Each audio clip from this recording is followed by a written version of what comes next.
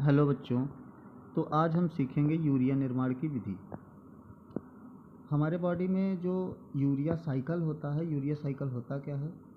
तो सबसे पहले हम देख लेते हैं यहाँ पे यूरिया साइकिल जो होता है वो यूरिया के फॉर्मेशन के लिए या फिर यूरिया के एक्सक्रीशन के लिए होता है। बात आती है कि हमारे बॉडी में यूरिया बनाने की ज़रूरत क्यों पड़ती है। तो हमारे बॉडी में अमीनो एसिड बनते हैं और अमीनो एसिड बहुत टॉक्सिक सब्सटेंस होते हैं जो ब्रेक डाउन होते हैं अमोनिया में, और इस अमोनिया को शरीर से बाहर निकालना बेहद ही ज़रूरी है। अब इसको बाहर निकालने के लिए या फिर इसको शरीर से बाहर निकालने के लिए दो तरीके यूज किए जा सकते हैं। या तो इसको रिड्यूस कर दो या तो इसको कन्वर्ट कर दो यूरिया में, या फिर यूरिया के एक्सक्रीशन में इसको कन्वर्ट कर दिया जाए। यूरिया बनाने का प्रोसेस जो होता है लीवर में होता है। लीवर में हेपेटोसाइट सेल में यूरिया का फॉर्मेशन होता है, और हेपेटोसाइट सेल में भी इसका फॉर्मेशन दो पार्ट में होता है। इसका फॉर्मेशन एक तो हमारे माइटोकॉन्ड्रिया में और दूसरा साइटोसॉल में। ये यूरिया बनाने का प्रोसेस जो है 4 चरणों में संपन्न होता है। एक कंप्लीट होता है हमारे माइटोकॉन्ड्रिया में और 3 पार्ट कंप्लीट होते हैं हमारे साइटोसॉल में। अब हम देखते हैं कि यूरिया साइकिल होता क्या है। यूरिया साइकिल जो है वो अमोनिया कार्बन डाइऑक्साइड की उपस्थिति में कार्बोमाइल फास्फेट का निर्माण करता है, और ये कार्बोमाइल फास्फेट आगे चल के अर्थोनीन का निर्माण करता है। अब यहाँ पे कार्बोमाइल फास्फेट जो है ये प्रोसेस हमारा माइटोकॉन्ड्रिया में संपन्न होता है। उसके बाद अगर बात आए कि यहाँ पे हमारा अर्थोनीन कहाँ से आया, तो अर्थोनीन हमारा दूसरा पार्ट जो साइटोसोल का होता है वहाँ से आता है। फिर ये अर्थोनीन कन्वर्ट हो जाता है सिट्रोलिन में। सिट्रोलिन में हमारे अमीनो एसिड एस्पार्टेट की मदद से ये कन्वर्ट हो जाता है अर्जिनिनोसक्सिनेट में। अब अर्जिनिनोसक्सिनेट क्या होता है, इसको दो पार्ट में रिमूव कर देता है। एक तो फ्यूमरेट बनाता है, दूसरा अर्जिनिन बनाता है। अब ये अर्जिनिन आगे चलकर यूरिया का फॉर्मेशन करता है और जल के उपयोग से क्या करता है, यूरिया का फॉर्मेशन करता है। और फिर वही प्रोसेस जो है एरिथ्रोनिन बनाने का प्रोसेस, फिर से यूरिया साइकिल इसी तरीके से चला जाता है। जब हमारे बॉडी में यूरिया बन जाता है तो ब्लड स्ट्रीम में, उसके बाद किडनी में, किडनी से हमारे यूरिन के प्रोसेस में वो कन्वर्ट हो जाता है। अब हम सीखते हैं कि यूरिया बनता कैसे है। मैंने अभी आप सबको बताया कि माइटोकॉन्ड्रिया में अमोनिया जो है हाइड्रोजन कार्बोनेट की उपस्थिति में या बाइकार्बोनेट की उपस्थिति में क्या बनाता है, कार्बोमाइल फास्फेट, जिसके लिए उसको 2 एटीपी अणुओं का यूज करता है।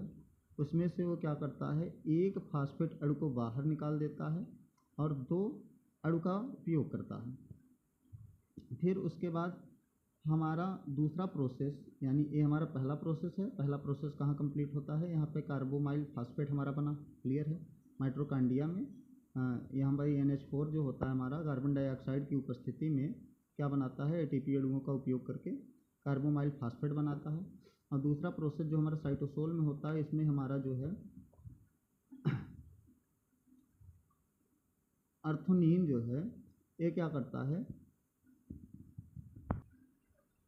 ये ऑर्निथीन यहाँ से साइटोसोल से उठकर कहाँ चला जाता है, हमारे माइटोकॉन्ड्रिया में, और यहाँ पे ऑर्नोथीन ट्रांस कार्बोमाइलेज एंजाइम की उपस्थिति में कन्वर्ट हो जाता है सिट्रोलिन में। और सिट्रोलिन बनते समय क्या करता है, एक फास्फेट अणु को रिमूव कर देता है। ध्यान से सुनेंगे। यहाँ पे हमारा जो बना था क्या, कार्बोमाइल फास्फेट, ये प्रोसेस यहाँ पे संपन्न हो गया। फिर एक कार्बोमाइल फास्फेट किस में कन्वर्ट हो जाता है, सिट्रोलिन में। सिट्रोलिन में कन्वर्ट कैसे होता है, हमारे साइटोसोल में उपस्थित ऑर्नोथीन की उपस्थिति जो है, जो साइटोसोल में थी, वो माइटोकॉन्ड्रिया में चली जाती है। उसके बाद ऑर्नोथीन ट्रांस कार्बोमाइलेज एंजाइम की उपस्थिति में सिट्रोलिन में कन्वर्ट हो जाता है। फिर ये सिट्रोलिन जो है माइटोकॉन्ड्रिया से हटकर चला आता है साइटोसोल में, और साइटोसोल में आने के बाद ये अर्जिनिनोसक्सिनेट सिंथेटेज एंजाइम की उपस्थिति में, यहाँ पे सिंथेटेज वर्ड यूज है, जहाँ पे सिंथेटेज वर्ड यूज हो वहाँ पे समझ लेंगे कि एटीपी अणु टूट रहे होंगे।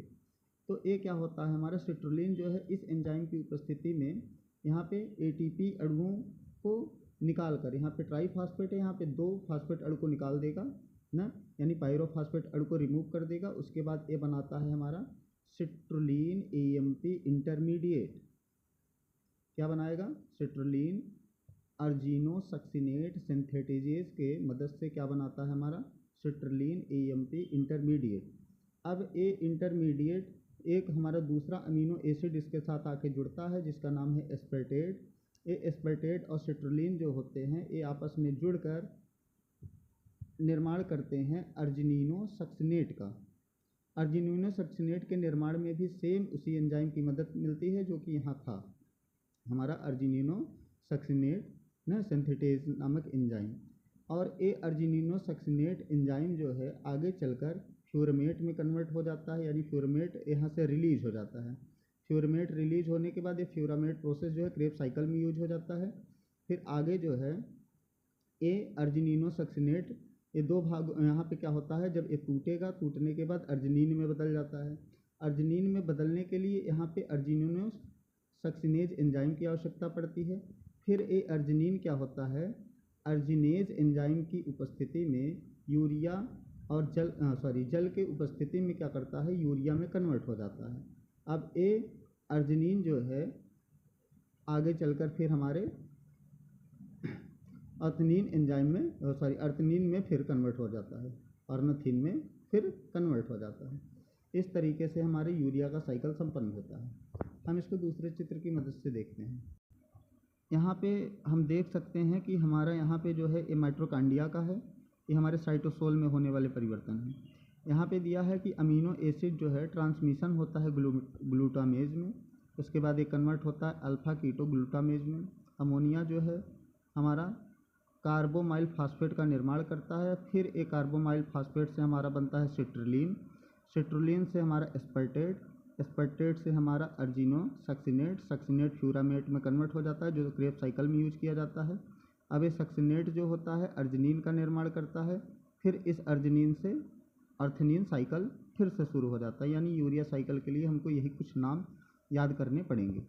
तो यदि एंजाइम का नाम थोड़ा सा याद करना कठिन लग रहा हो तो केवल हम इसके प्रयोग की विधि जो कि हम यहाँ पे देखें क्रमशः इस वाले प्रयोग की विधि को हम क्रमशः देख सकते हैं। अमोनिया कार्बन डाइऑक्साइड की उपस्थिति में कार्बोमाइल फास्फेट का निर्माण करता है।